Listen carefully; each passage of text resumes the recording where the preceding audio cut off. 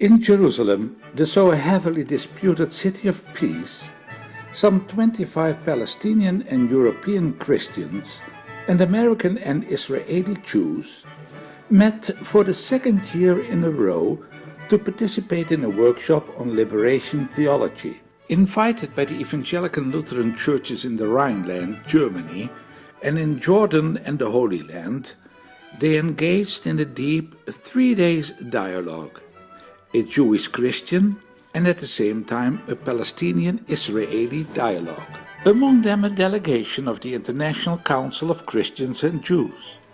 Why took this unique meeting place? This conference in Jerusalem is important for the church in Rhineland because we have here partners together who don't talk at all to each other.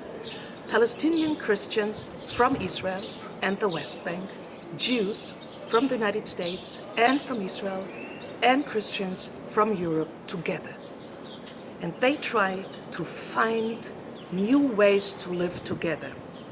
I would have to say that it's been a very interesting and challenging experience, the importance of which I think is that it strengthens each of us and we strengthen each other in our own commitment to working for peace.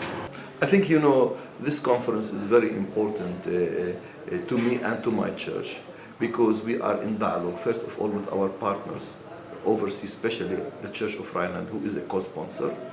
And secondly, we need really not only to build bridges between Palestinians and Israelis, but also to build bridges of understanding between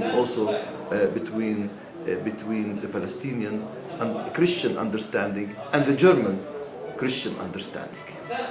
Graciously hosted by the Lutheran community in Jerusalem, the sessions were held in the Martin Luther School right in the middle of the old city.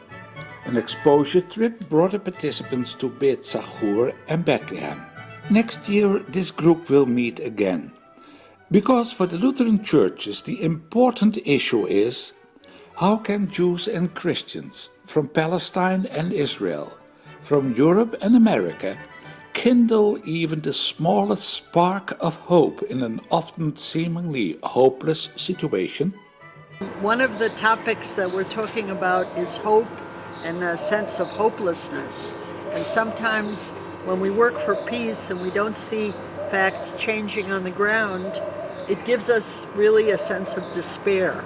So I think that by meeting each other and renewing our ties and having these kinds of conversations, a little bit we're strengthened in the idea that there's still hope if we work together, and if we bring these ideas back to our own communities, then I think maybe it does give us hope for the future.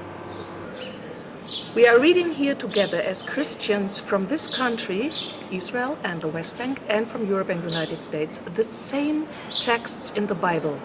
Coming from different contexts means we learn a lot from each other what the Bible has to tell us in the context of Israel and Palestine.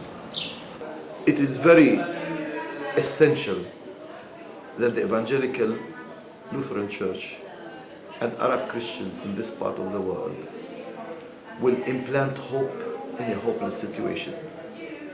Our hope comes from Jerusalem, not from Washington, not from Amsterdam, not from Berlin, because Christ has risen in Jerusalem. And as long as Christ is living in us, we have hope.